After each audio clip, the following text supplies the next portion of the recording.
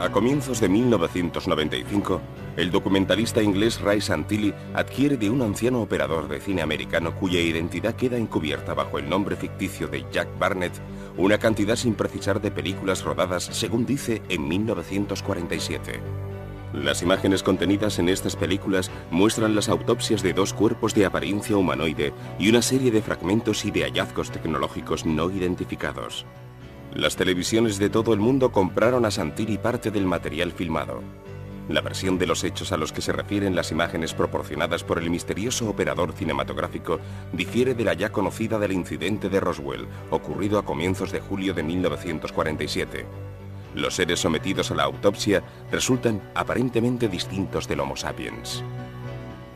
El incidente de Roswell es uno de los numerosos casos Crash and Retrieval, incidente y recuperación de ovni, ocurrido en Estados Unidos y no solo en Estados Unidos. Es el único caso que ha superado realmente cualquier examen. Existen varios cientos de testimonios del suceso, tanto testigos de primera mano, muchos de los cuales viven aún y algunos declararon haber estado implicados directamente en los acontecimientos, y obviamente otros testimonios de segunda y tercera mano. Este es un caso que no puede ser desconocido, a pesar de que los escépticos digan que se trató de un globo sonda o un globo bomba de los japoneses, o más recientemente un globo secreto, pero desde luego siempre un globo. Con el paso de los años, todas estas explicaciones se han desmoronado y tal vez puedan aclarar otros casos, pero nunca este.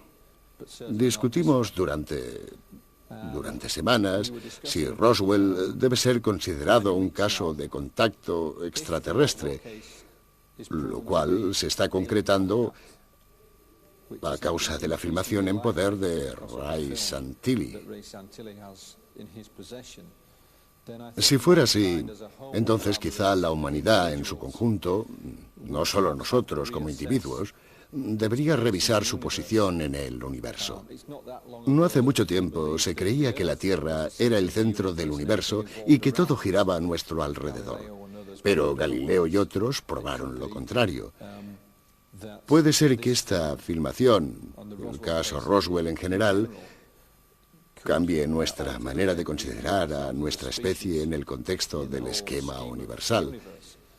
Pero tenemos que esperar y ver si se trata de una posibilidad concreta.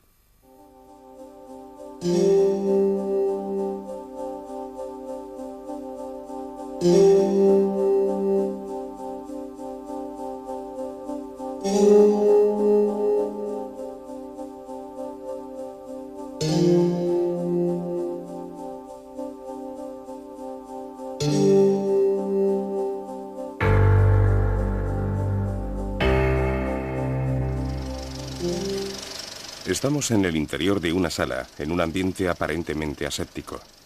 Utilizado por numerosos expertos en medicina forense, el ambiente corresponde al de una sala de operaciones o de autopsias normal. El reloj, colgado en la pared a la izquierda de la camilla, marca las 10:06. No sabemos si de la mañana o de la noche.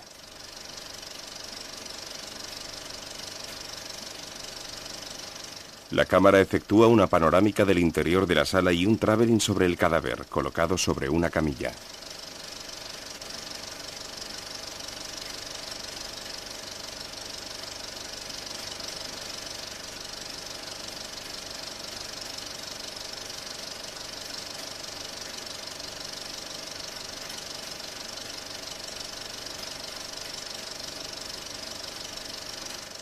El cirujano, la persona que va a realizar la autopsia, lleva una indumentaria protectora, tal vez anticontaminación como sus colegas.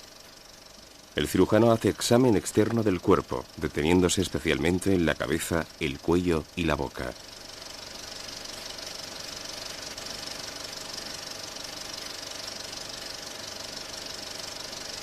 Un individuo, cubierto con mascarilla y con bata de cirujano, aparece detrás de un cristal que separa el ambiente principal y parece disponerse a seguir toda la operación. El cirujano hace unas señas y habla hacia el micrófono que cuelga sobre la mesa de autopsias. Después mueve la articulación de la pierna derecha que presenta una amplia lesión a la altura de la rodilla y el fémur. El reloj marca ahora las 10:20. Mientras el cirujano sigue reconociendo la pierna, entra en acción un primer asistente.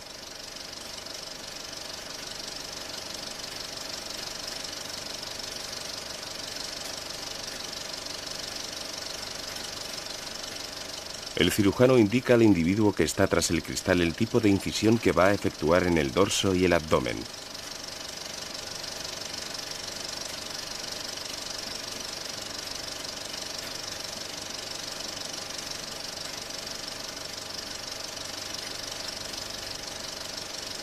De nuevo la hora, las 10:23.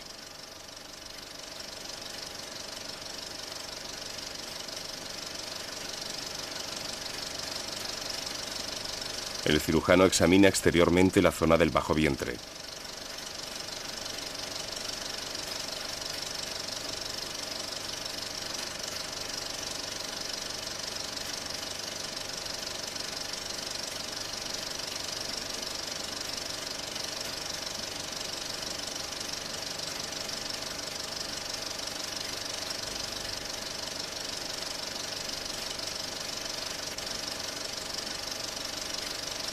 Los doctores reconocen la zona herida y medio carbonizada en el muslo derecho.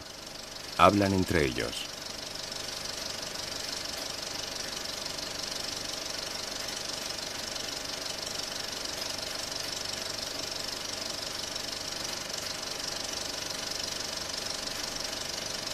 El asistente entrega al cirujano unas tijeras y las pinzas, quien corta un fragmento de tejido de la herida superior del muslo y lo deposita en un recipiente de cristal que sostiene el asistente.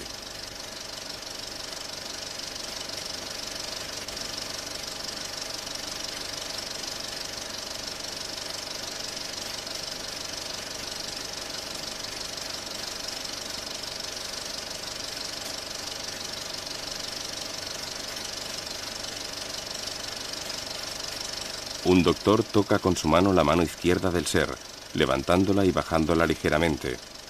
Después pasa al pie izquierdo, igualmente flexible, no rígido.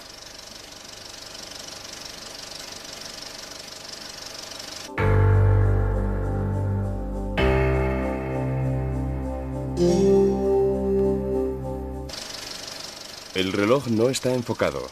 Parecen ser las 10:35.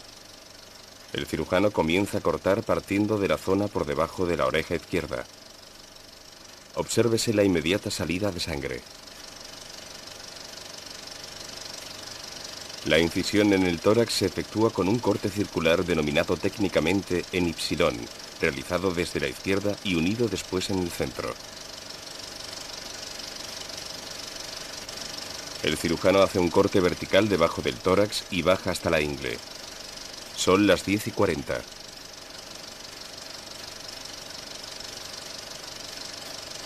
El cirujano vuelve a hacer otro corte vertical. En cuanto termina, entrega el bisturí al asistente. En la pared de la izquierda, junto al teléfono, aparece la inscripción Danger, peligro, con 2 rayas debajo que no están claras. El cirujano mantiene levantado el borde derecho de la abertura torácica, secciona el tejido subyacente y queda a la vista la caja torácica, en cuya parte inferior se aprecia un órgano grande que debería ser el paquete abdominal, que no resulta reconocible. El costillar también es diferente del de los seres humanos.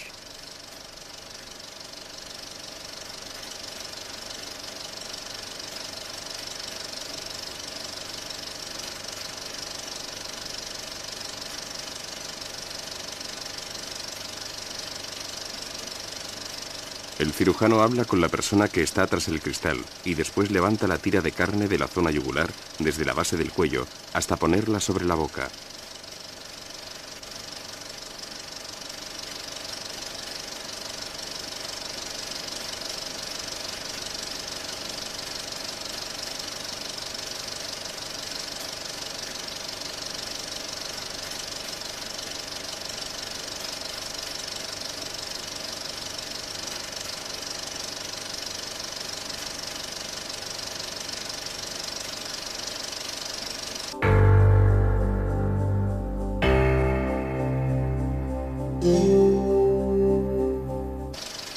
El cirujano pide otros instrumentos.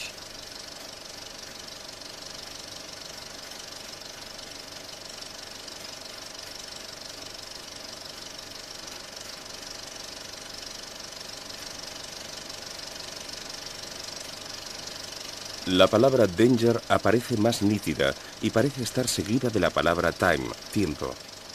El asistente tiende al cirujano un instrumento. Se nota que es una mujer por la prominencia del busto bajo el traje protector. El cirujano muestra un primer órgano extraído que es colocado en un recipiente.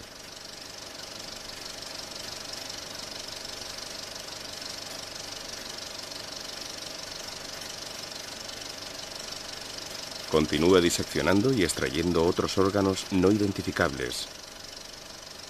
Concretamente uno con una cierta atención. Parece estar contenido en un alvéolo. Tiene aparentemente forma de flecha y es cristalino.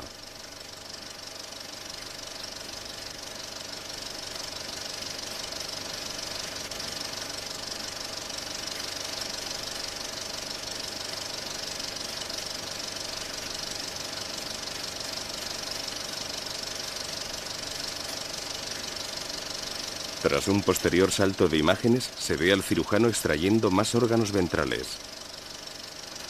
En particular, uno bastante grande, de unos 20 centímetros, que va a ocupar prácticamente una palangana entera.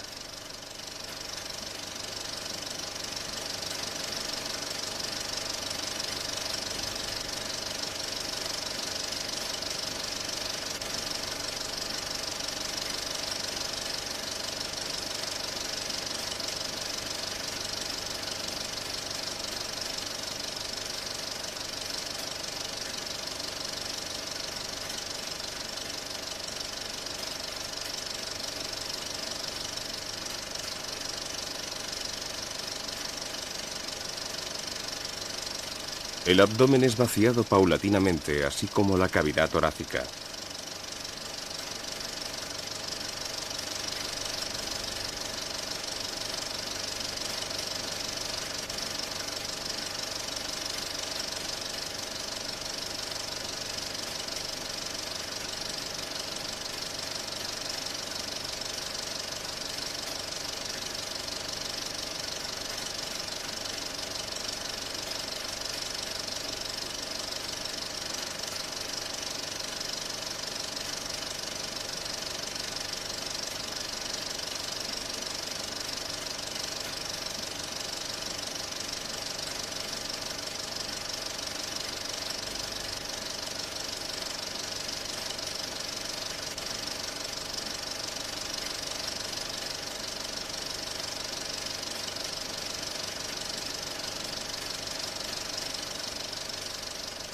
Después, el cirujano hace señas al asistente para que le pase unas pinzas. Mueve la cabeza del ser y extrae la membrana negra que cubre el ojo izquierdo. Esta es depositada en un recipiente con un líquido transparente. Extrae la segunda membrana y ambas flotan en el líquido.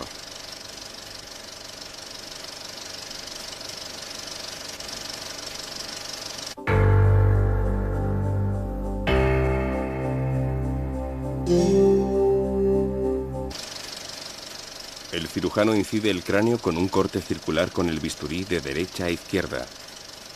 Lo pasa 2 veces hasta la oreja izquierda.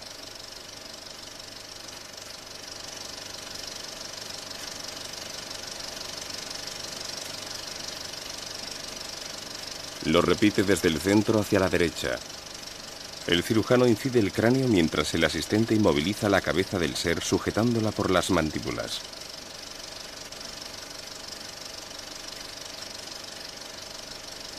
Mientras tanto, entra en escena un segundo asistente que está escribiendo algo en un bloc de notas colocado sobre una mesa que hay junto a la mesita de los instrumentos quirúrgicos. Ahora el reloj marca las 11:28. El cirujano efectúa muy despacio la retirada de la piel del cráneo, levantándola hacia adelante y después hace repetidos cortes circulares con el bisturí en el cráneo.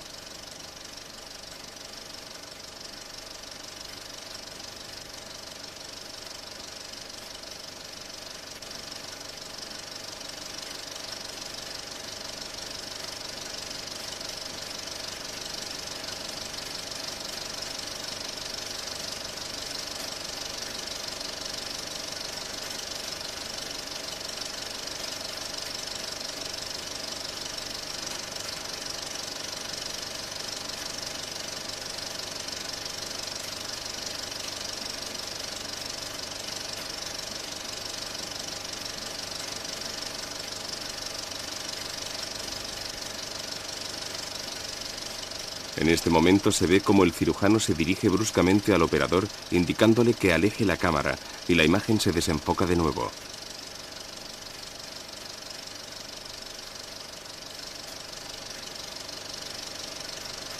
El cirujano se dirige hacia la mesita y se inclina sobre el bloc de notas en el que escribe algo indescifrable. El reloj marca las 11:30.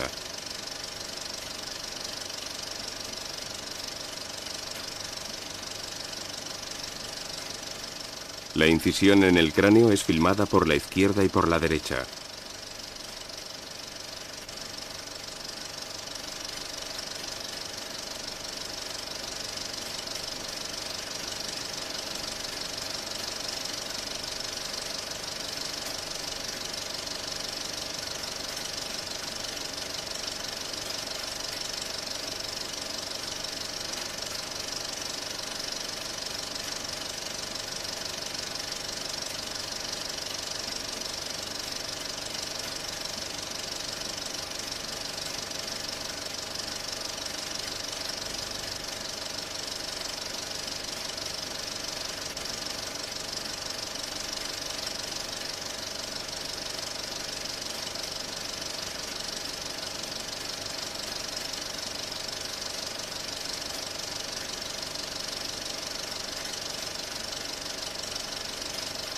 Ahora el cirujano ha comenzado a serrar el cráneo desde arriba.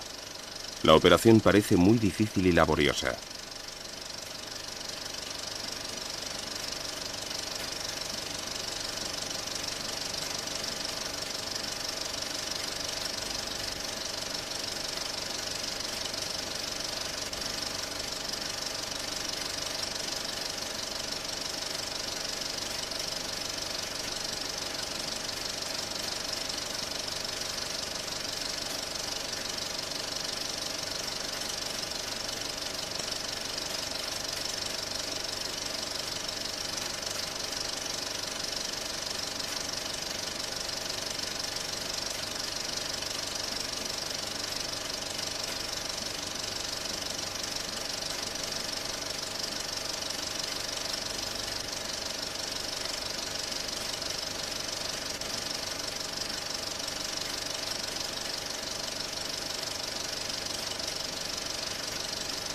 Después de otro corte de imágenes, se nota que la bóveda craneal ha sido extraída.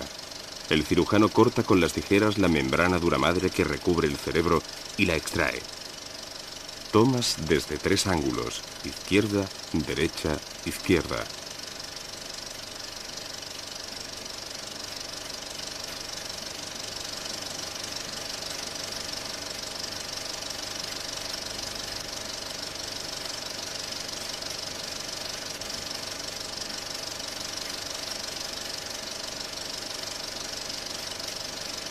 Después la deposita en un gran recipiente metálico llano.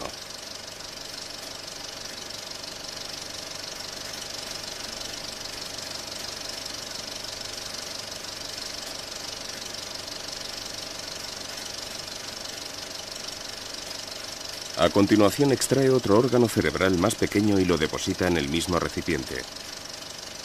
Sobre la palabra Danger se puede leer Maximum Working Time, pero no se ve la hora ni queda enfocado ya el reloj de la sala. El cirujano habla con el hombre que está detrás del cristal, que hace gestos de asentimiento. A la derecha de este hombre se ve otro reloj que marca las 12:15, pero se trata del reflejo del reloj de la sala, por tanto son las 11:45. La filmación termina aquí.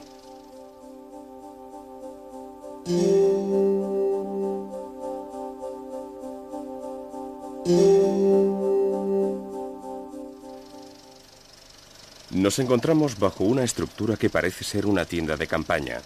Sobre algunas mesas se han dispuesto restos metálicos, fragmentos y barras estructurales en doble T. Las piezas, que son manipuladas con cuidado, no son muy grandes, de 20 a 50 centímetros aproximadamente, y son muy ligeras, de consistencia y apariencia metálica. De hecho, son enormemente luminosas y tienen el aspecto del aluminio. Su ligereza resulta evidente por el hecho de que estas piezas son cogidas con las manos de alguien que, por otra parte, nunca es enfocado a la cara, pero maneja esas cosas con gran desenvoltura. De este individuo solo se puede decir que lleva una indumentaria de tipo militar, con corbata y camisa del mismo color.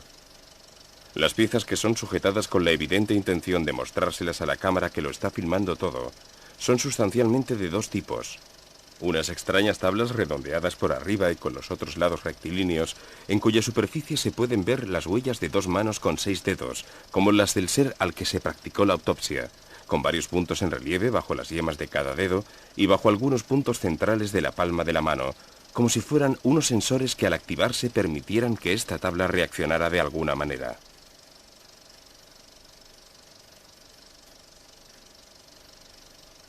El otro tipo está constituido por perfiles en doble T que tienen una sección muy particular, cuyos momentos de inercia están calculados sobre los dos ejes perpendiculares y que respecto a la sección son prácticamente iguales.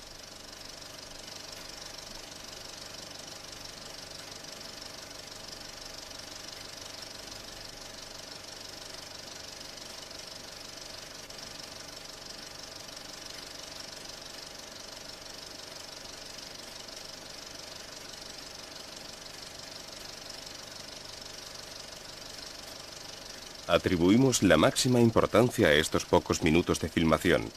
Los fragmentos, bien visibles, ofrecen elementos que deben ser analizados y confrontados en el plano de la tecnología a nuestro alcance, aunque se desconozca su origen.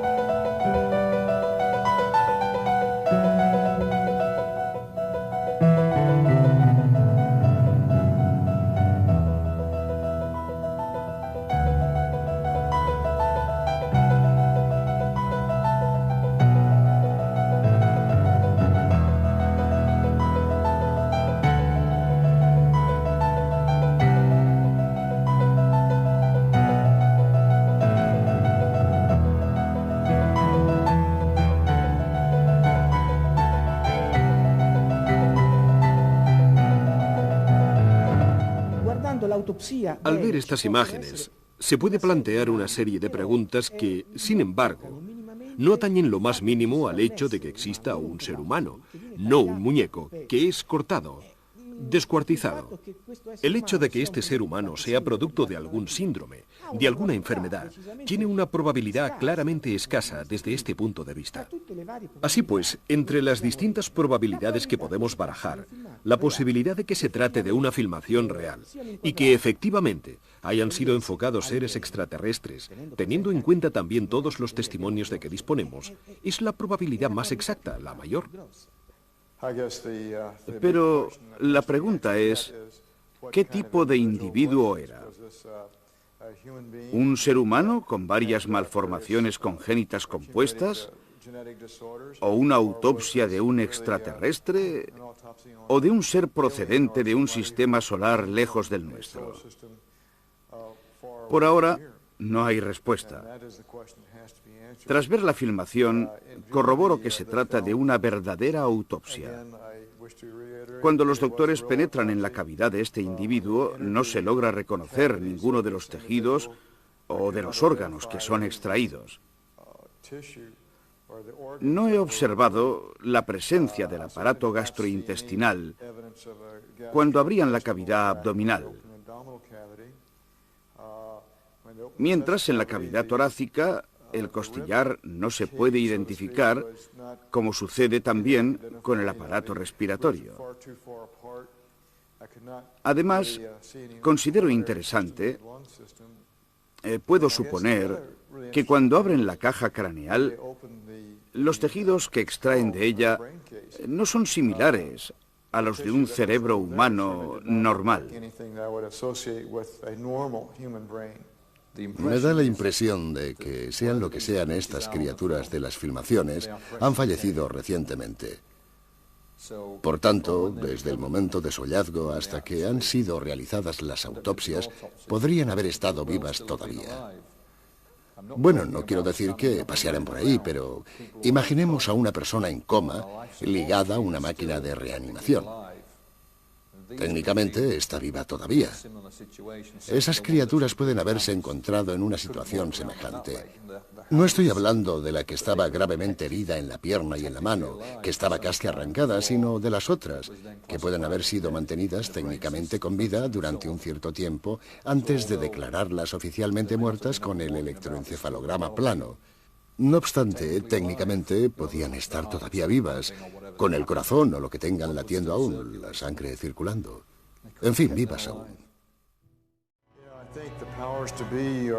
Hoy por hoy, las autoridades no tienen aún intención de revelar la verdad. Siguen su programa, por lo que podría incluso pasar cierto tiempo. En cualquier caso, ya se intuye que antes o después, el gobierno dará a conocer toda la historia. Creo además que una filmación como esta, si se demuestra que es auténtica, les obligará a comunicar cuanto saben. Antes tratemos de saber si el fenómeno es real, si es auténtico. Para ello nosotros, como Centro Ufológico Nacional, examinamos esta filmación, lo cual quiere decir que la visionamos 100, 200, 300 veces, volvemos a analizar los fotogramas minuto a minuto, segundo a segundo, hacemos todas las comprobaciones necesarias con ordenador, con gráficos y luego damos una respuesta. El gobierno de Estados Unidos y el grupo Majestic 12 de los años 40 y 50, en actividad hasta hoy con otro nombre, son los organismos que se hallan en posesión de todos los datos de las autopsias, las grabaciones de audio, las fotografías y los informes de los patólogos. Esto es lo que necesitamos, porque hasta ahora solo hemos contado con unos trozos de película que el cámara ha conservado.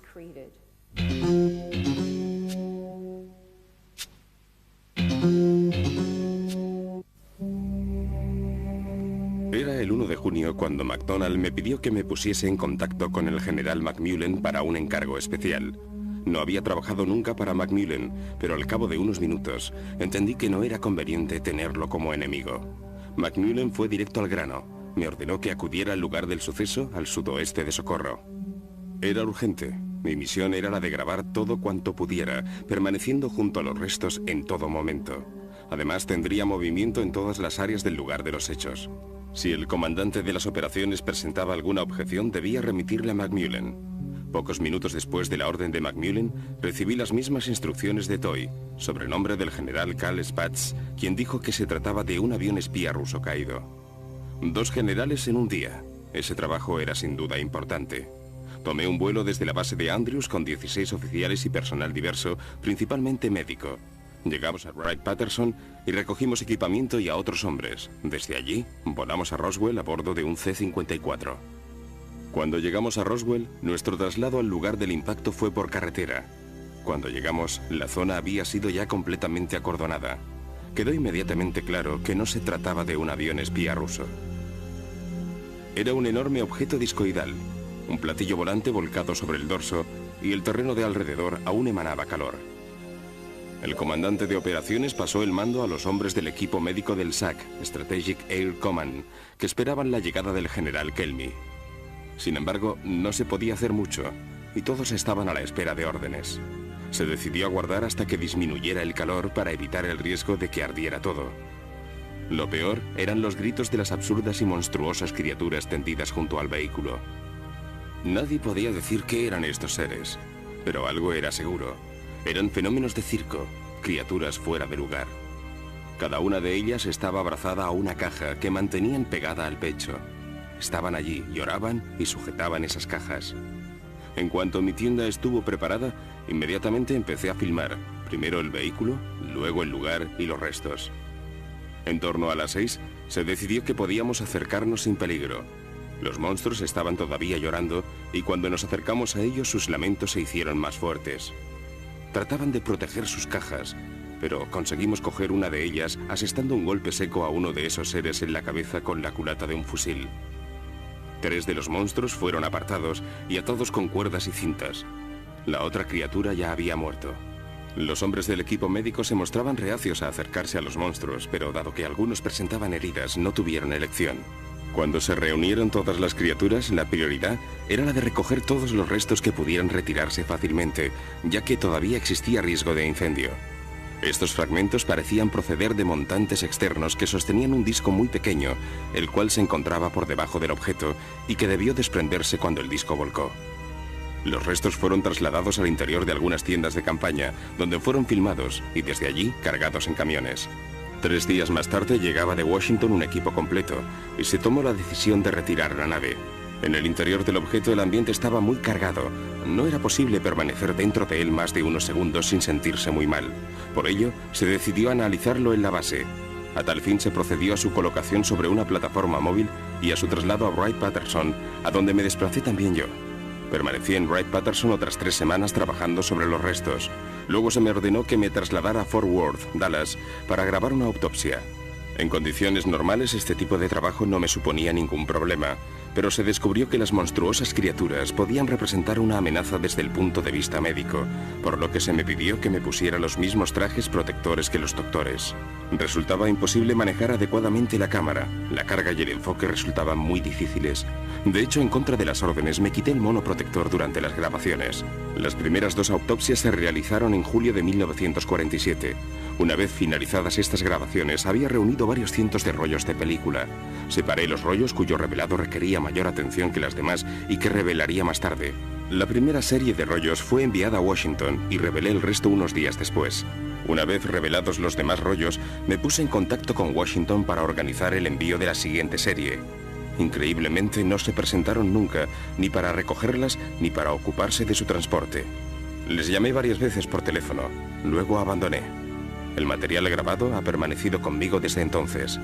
En mayo de 1949 se me pidió que grabara una tercera autopsia.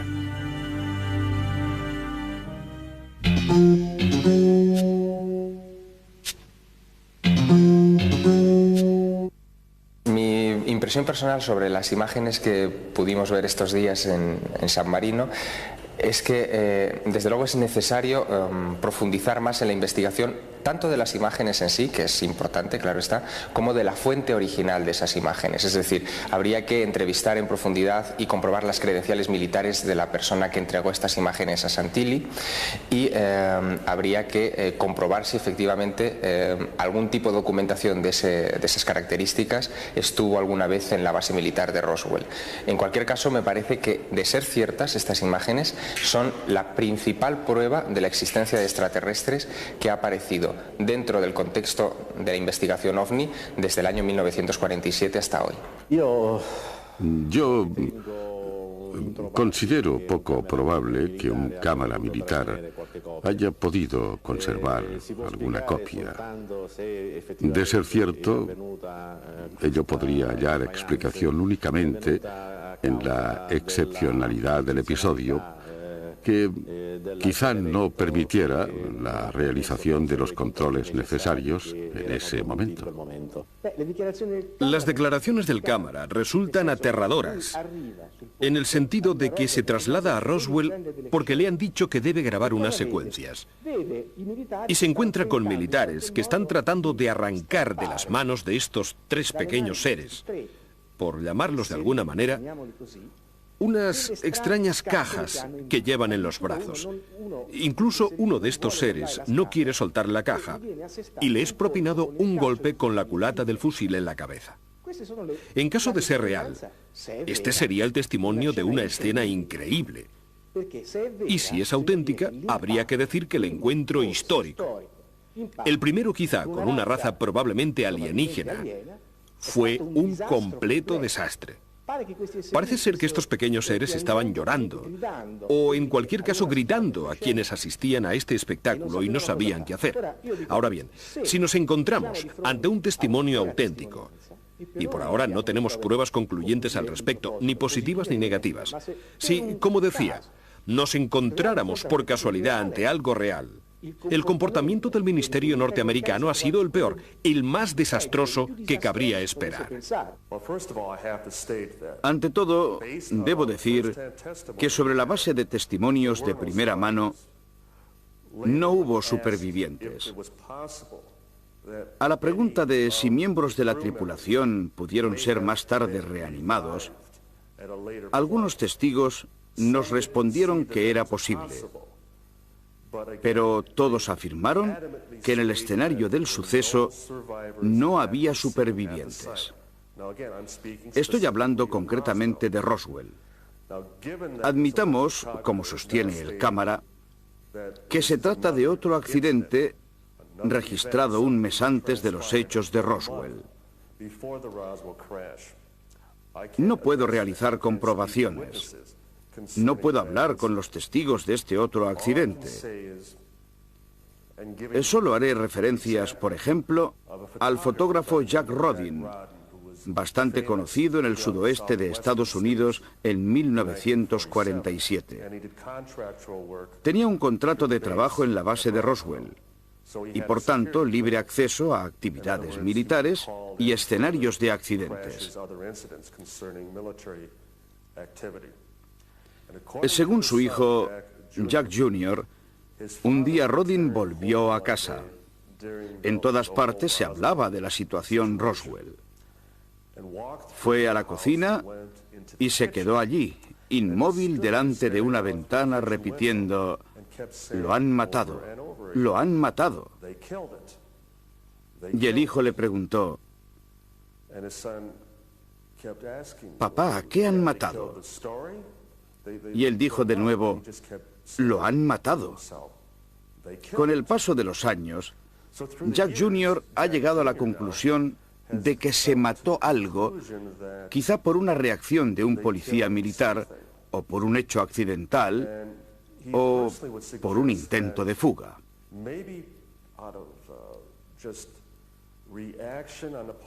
En otras palabras, si uno de esos seres sobrevivió y más tarde fue reanimado, quizá intentara huir debido al pánico y de alguna manera resultara muerto. He aquí entonces lo que quería decir su padre, que dada una situación que nunca antes se había producido, pudieron quizá reaccionar aplicando medidas extremas.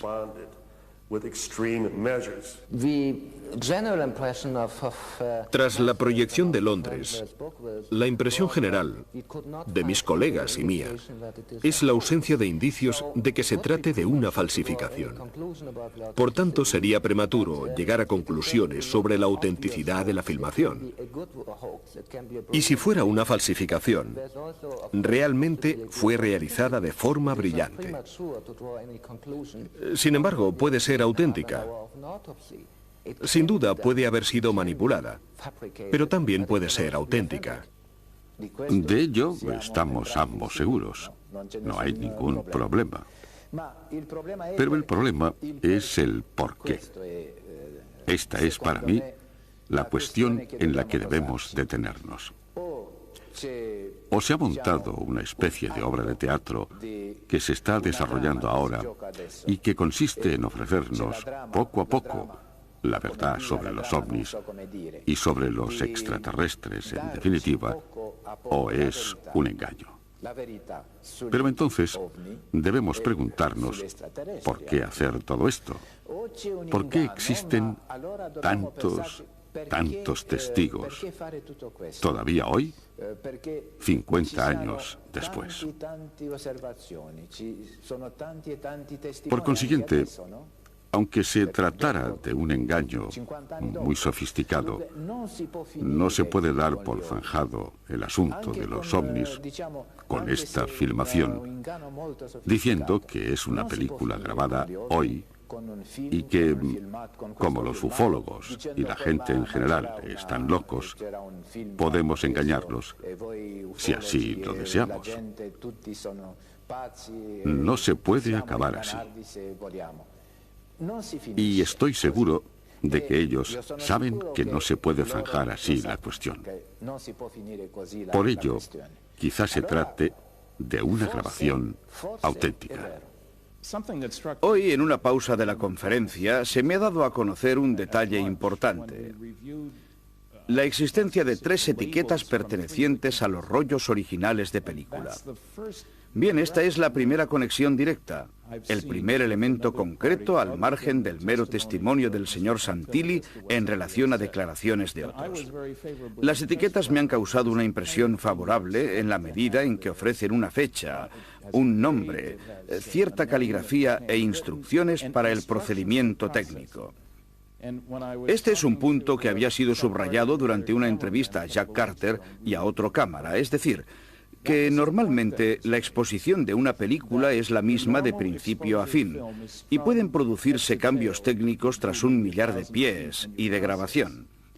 Pero en caso de subexposición o de sobreexposición, se debe separar ese determinado fragmento y proporcionar las debidas instrucciones, una de las cuales era abrir 2 stops.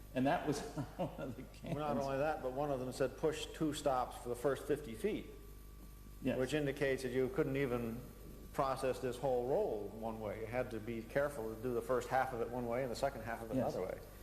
Este ha sido el primer elemento que me ha llevado a creer que el cámara existe realmente. ¿Has notado algo más? Bien, puedo decir que los resultados de mi análisis de la película y cuanto he aprendido de otros parecen coincidir con las declaraciones de Ray Santilli, que la filmación se grabó en 1947 y que la película aún fresca fue revelada poco tiempo después. Además, no he detectado rayones ni partículas de polvo en el vídeo, lo cual indica que la película ha sido proyectada un máximo de 2 veces, sin duda no en reuniones de sábado noche. Es pues una película limpia, lo cual coincide con la versión del cámara que afirma haberla guardado con cuidado. Y otro punto importante, todos están vinculando este material con el caso Roswell. La filmación de Roswell, el alienígena de Roswell y la autopsia de Roswell. Yo también. ¿También tú lo relacionas? No, yo no. Bueno, quizá al principio. Bien, en definitiva, está claro que si la historia es auténtica, si Truman está o no, Es un episodio independiente y diferente tanto del platillo caído en el rancho de Foster como del de los llanos de San Agustín, del que tenemos datos y testimonios. Este parece ser un accidente totalmente distinto.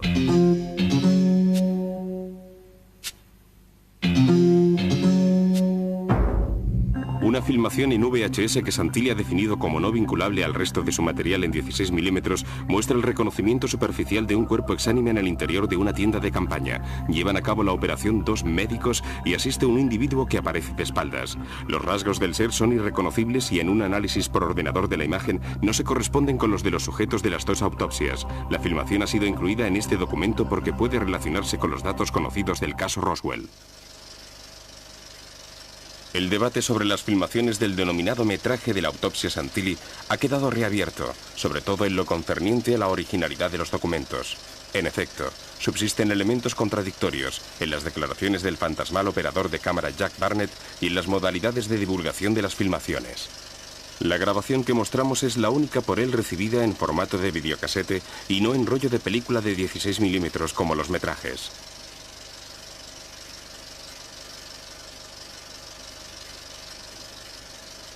Conocemos el aspecto del alienígena del metraje Santilli. Si la primera autopsia, visionada por poquísimos investigadores, muestra un ser virtualmente idéntico al otro y no herido, la que se conoce como autopsia de la tienda de campaña muestra en cambio un cuerpo de apariencia diferente y quizá perteneciente a otro ovni estrellado.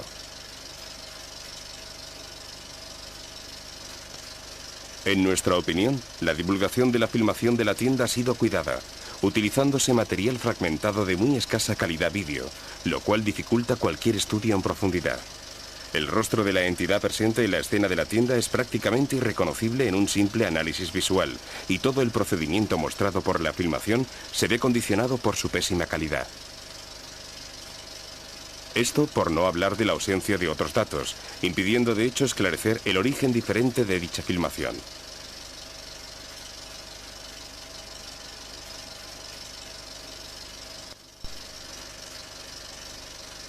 Las escenas que estamos siguiendo han sido mostradas a los técnicos en autopsias de la Universidad de Roma, quienes se han quedado perplejos.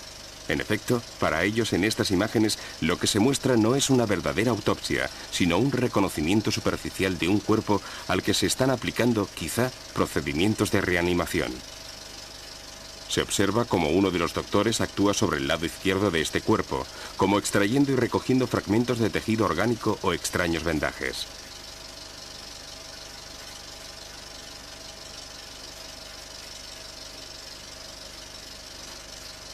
Este extraño material parece alargarse y deshilacharse bajo su propio peso. El médico que materialmente lleva a cabo el trabajo corta unas muestras y las entrega a su ayudante, que parece más bien joven, el cual las deposita en unas bolsitas de material transparente llenas de líquido incoloro. Las bolsitas con estas muestras son luego colocadas tras la espalda del médico que realiza las principales operaciones, apoyadas según parece en el suelo o de cualquier forma, por debajo del plano de la camilla sobre la cual está tendido el ser.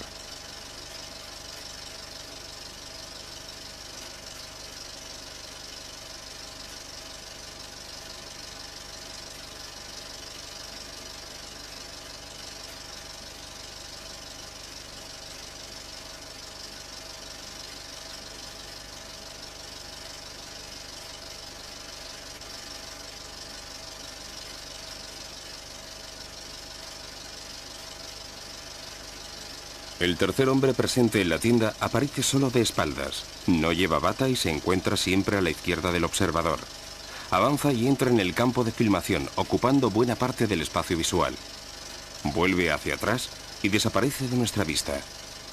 Durante este ballet mudo, de vez en cuando parece incluso que agita los brazos, pero durante todas estas operaciones, los dos médicos con bata blanca junto a la camilla no prestan la más mínima atención al tercer sujeto, como si estuviera ocupado en hacer otras cosas que evidentemente no influyen en lo más mínimo en su trabajo.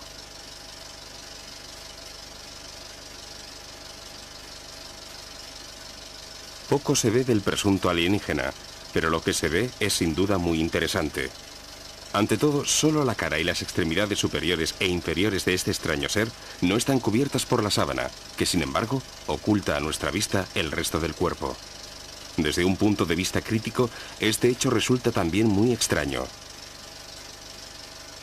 En efecto, no se entiende por qué se han tomado la molestia de dejar las extremidades fuera de la sábana blanca que cubre todo el cuerpo del ser. En efecto, ello solo se pudo conseguir realizando un agujero en la sábana a la altura de las manos del ser, o bien utilizando dos sábanas cortas, una para cubrir al ser desde el cuello hacia abajo hasta la altura de las muñecas, y la otra para cubrir el resto hasta los pies, que permanecen en cualquier caso descubiertos. Las extremidades inferiores resultan grandes si se comparan con la altura de los dos médicos que se mueven en torno al cuerpo, pies que parecen estar protegidos. Este detalle determina una serie de diferencias entre las dimensiones de este cuerpo y las de aquel al que se practicó la autopsia por dos importantes factores: por la altura y el volumen del abdomen. La forma del cráneo no se consigue determinar debido a la pérdida de calidad de la imagen. En cualquier caso, esta filmación coincide con las declaraciones de Barnett sobre las primeras operaciones llevadas a cabo en el lugar del suceso de Roswell por los militares norteamericanos.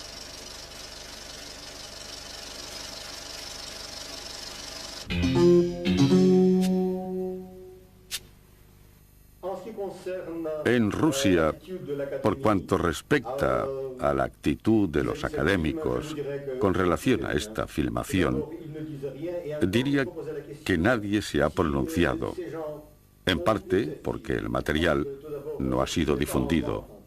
De hecho, no está a la venta.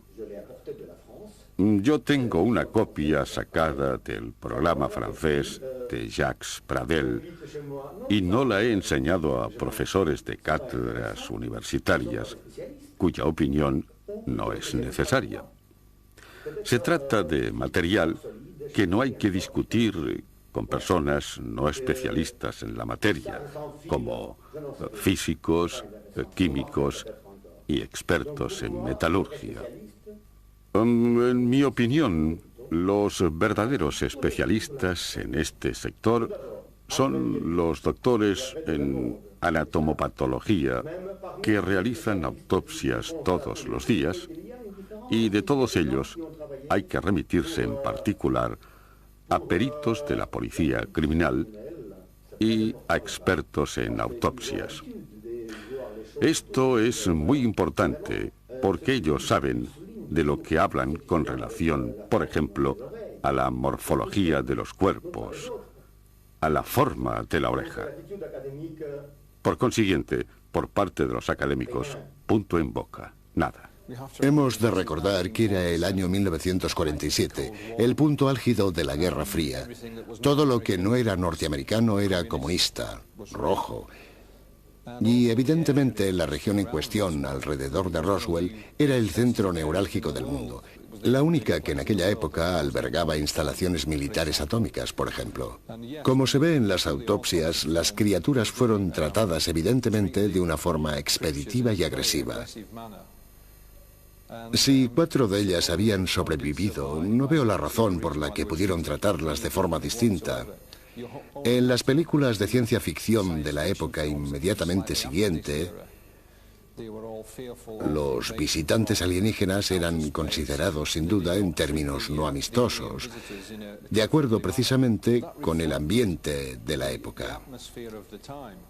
Esto sucede también hoy en una atmósfera de relaciones más distendidas. Creo que si de verdad capturaron un alienígena y lo mantuvieron con vida en los Estados Unidos de 1947, el trato reservado a un Saddam Hussein habría sido mejor en la medida en que los alienígenas constituían potenciales invasores de una raza superior, por lo que en verdad no hubiese querido estar en su lugar. Al observar la filmación, varias veces hemos podido notar que esta membrana no es un tercer párpado, como alguien podría pensar, porque al retirarla se ve perfectamente que no está pegada al resto del cuerpo. Es como si fuese una lente de contacto, digámoslo así, una gran lente de contacto o una especie de gafas de sol que estos seres se ponen evidentemente para salir al descubierto, para salir de su vehículo. Por otro lado, los testimonios existentes en la literatura muestran que estos seres han sido vistos con ojos grandes, negros y casi triangulares, como cuando llevan estas lentes de contacto, llamémoslas así, entre comillas, pero también con grandes ojos con pupila y blanco como nosotros, aunque muy grandes, tal y como aparecen en realidad cuando el doctor que opera a estos seres retira esa membrana oscura. Por tanto, también desde un punto de vista testimonial, estos dos aspectos iconográficos del ser coincidirían en gran medida.